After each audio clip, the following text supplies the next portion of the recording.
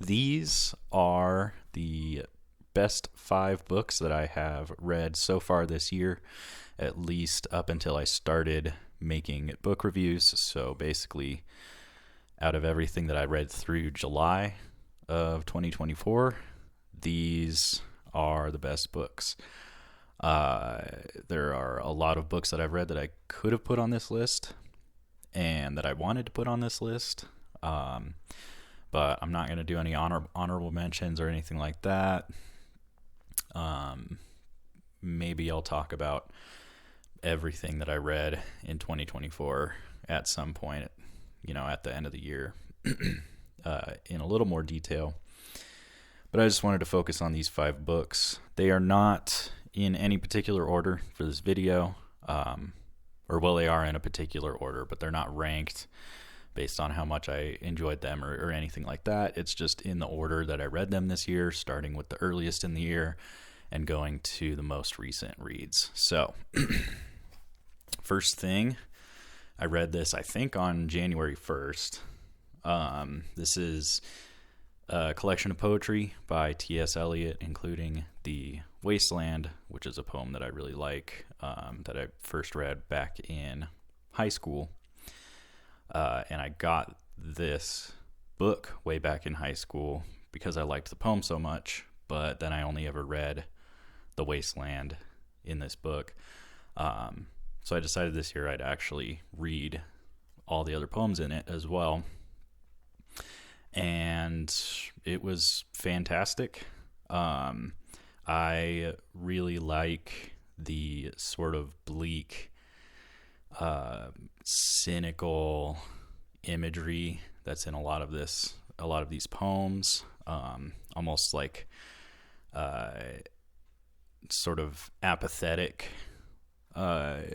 despairing, but apathetically despairing, if that's possible, sort of look at the industrial world and, humanity and all that. There's also some really weird imagery in a lot of these poems as well. My dog is coming to see what I'm doing over here.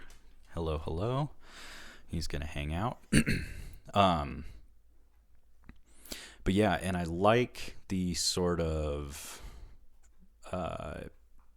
fractured style. I don't know much about poetry, so I don't know if it's a particular style of poetry that was prevalent at his time, but the sort of style where it's not very explicitly,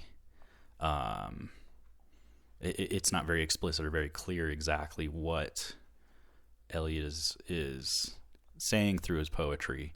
And the reason I like that is because then it can be interpreted in a number of different ways, and you can kind of get what you want out of his poems.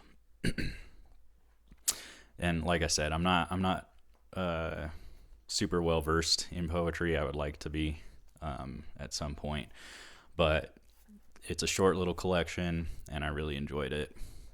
This was the first thing that I read this year. So started off the year with something great. And then next I have There by Tommy Orange. This is a novel that follows a whole bunch of Native Americans in modern day Oakland, California, or who were originally from modern day Oakland, California, and moved to other places around the country.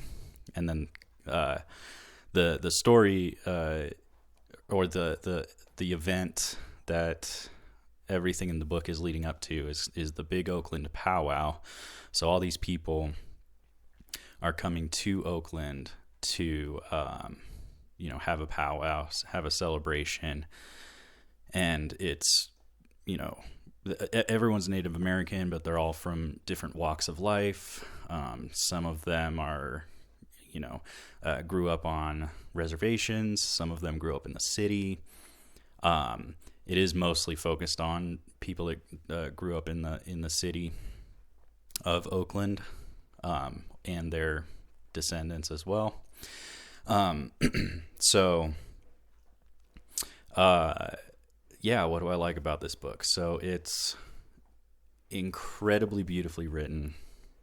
There's a very sort of powerful poetry behind the words, that it's very direct writing, but it's almost in some ways like stream of consciousness, almost like he will go, Tommy Orange in his writing will go into long sentences that's just sort of move forward and forward and forward, building in intensity and emotion, and building off of what was said previously in the sentence into a sort of not a very like hard hitting climax, but kind of more of just like letting go of the words and the idea.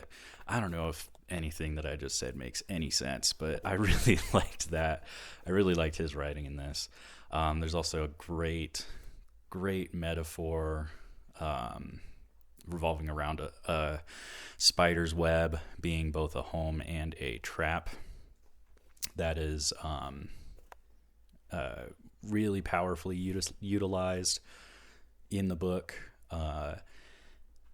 And I mean, it's a heavy book. It's pretty sad. There's a lot, as we go through these different characters' perspectives, we learn about their lives and we learn about the tragic things that they've experienced.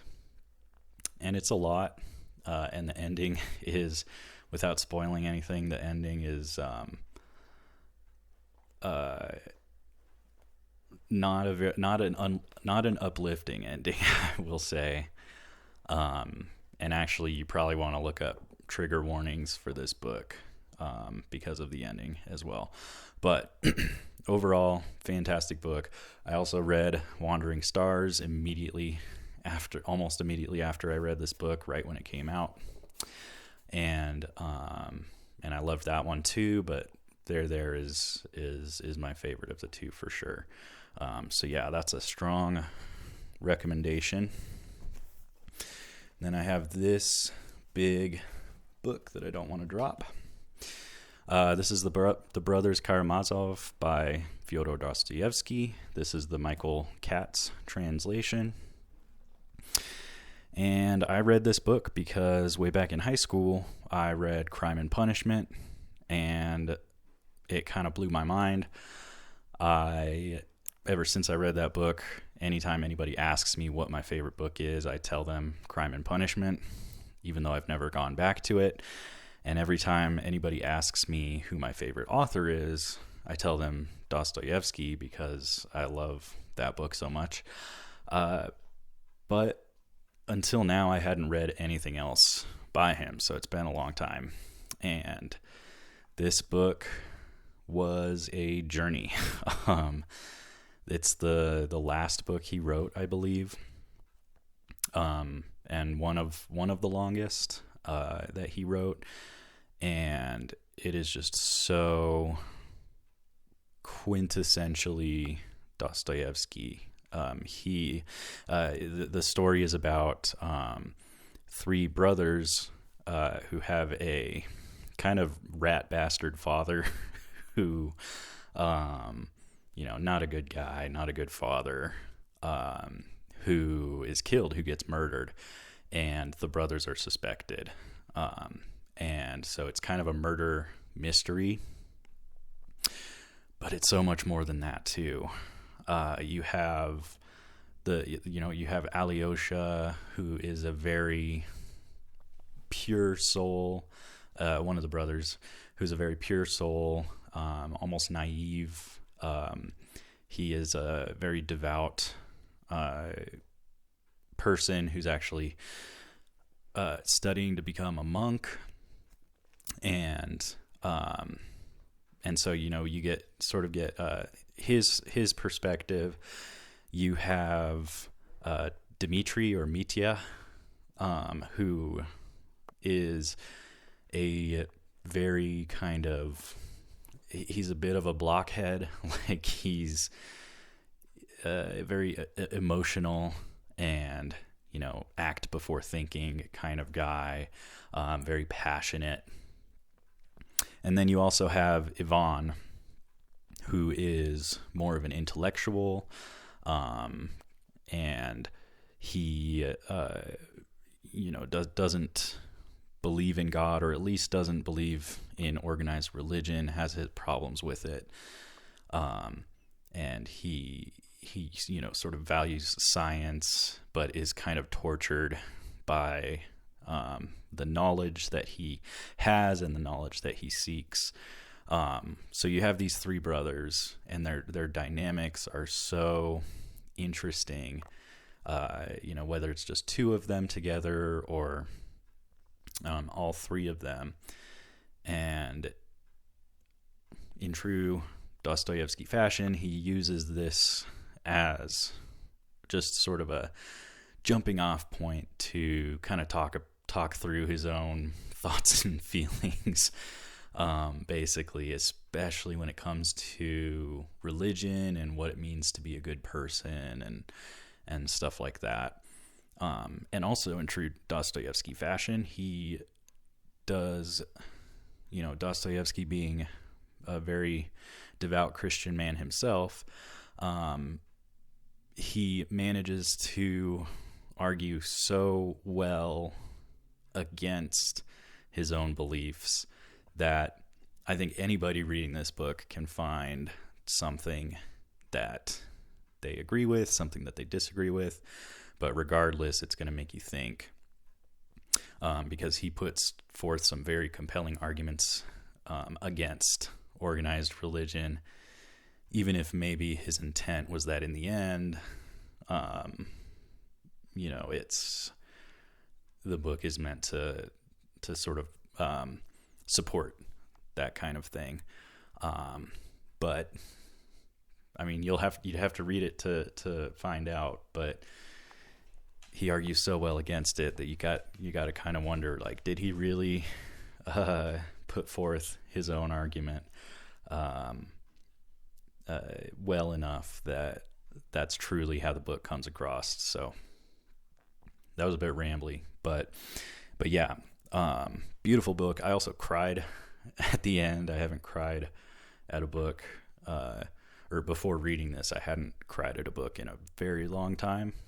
But there's just an absolutely heart-wrenching and beautiful moment, or a couple moments like that at the end. So, yeah, and I really liked this translation too. It was simple, it was easy to read, or as simple as Dostoevsky can be anyway. It was clear and it was easy to read. Minimal notes, just giving you enough notes to understand some minor contexts and stuff like that. So, yeah, Brothers Karamazov. I think I still prefer Crime and Punishment. I say I think, though, because, like I said, I haven't read it in over 10 years. So we'll see. I plan to reread it at some point, but we'll see. Next up is Howling Dark by Christopher Rocchio. This is the second book in the Sun Eater series, sci-fi series, sort of space opera, I guess, space adventure, maybe science fantasy, kind of along the lines of Star Wars and Dune.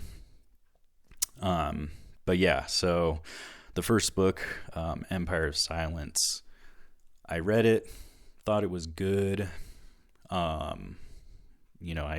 borrowed it from the library when I read it, thought it was good, and I was like, it was good enough that I decided to continue reading the series, but I figured I'm not going to buy this one. I'll just, borrow it from the library. I got about maybe a third or halfway through Howling Dark, and I was like, okay, I need to read absolutely every book in this series, including all the side short stories and novellas and stuff that Rockio's been putting out in this universe. Because this book, it was just awesome. Like, it builds out the universe of this series. The scope of it is exponentially larger than the first book. And it's a lot darker too, which I think I really appreciated. And a lot more philosophical depth, and the main character is also becoming, well, I was going to say he's becoming a little less insufferable. He's becoming less insufferable in some ways in this book, but is also kind of becoming a little more off-putting in other ways. I'll leave it at that. But I haven't even talked about what this series is about. This is about a guy named Hadrian Marlowe, who is a noble who is outcast and exiled from his family and his home planet for reasons that you learn in the first book, and ends up going on a quest to try and find a peaceful resolution to the conflict that has embroiled the entire human galaxy, the entire human empire, for hundreds of years. And that conflict is with aliens called the Cielsen, who eat humans and are very violent, and they're also bigger and scarier. And Hadrian believes that they can be reasoned with, and he tries to basically find a peaceful resolution to this war. And yeah, so in this book, this is where the story really kicks off, where they, like, the first book feels like a really long prologue, honestly, that's just character development for Hadrian to give him some background to use throughout the series. This book is where that sort of quest for peace really starts. But yeah, so a lot of really cool scenes are in this, very vividly described, very well, I wouldn't say unique. This pulls from a lot of inspirations, cyberpunk inspirations, Star Wars, Dune, all that stuff.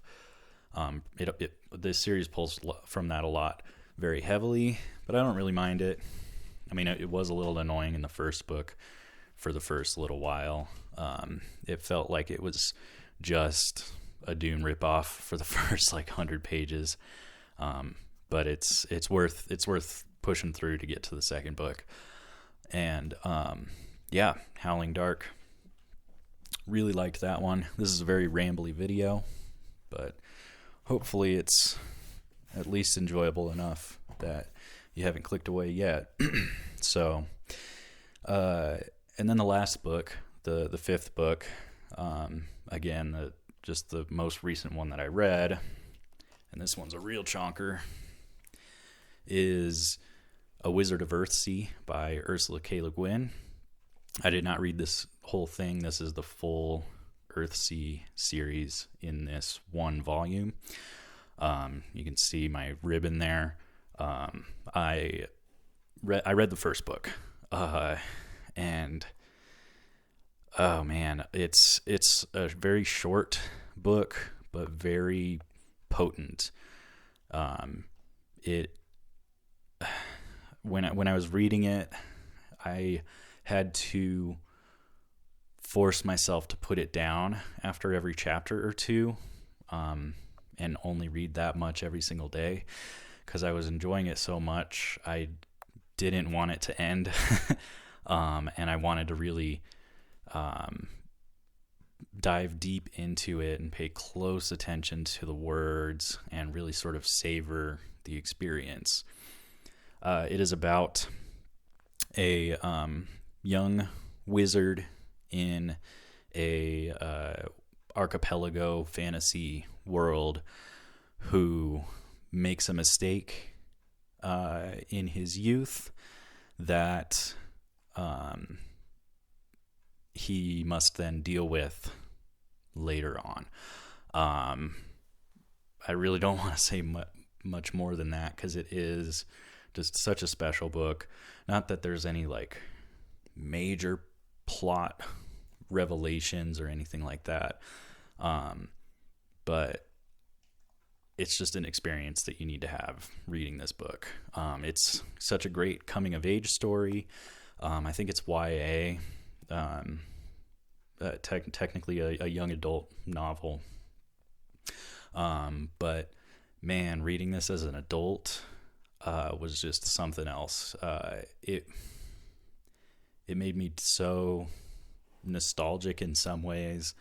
It also kind of made me wish that I had read this book when I was younger, because I feel like this is a book that would really help, would have really helped me out personally, or could really help any young person who's trying to find themselves and understand the world.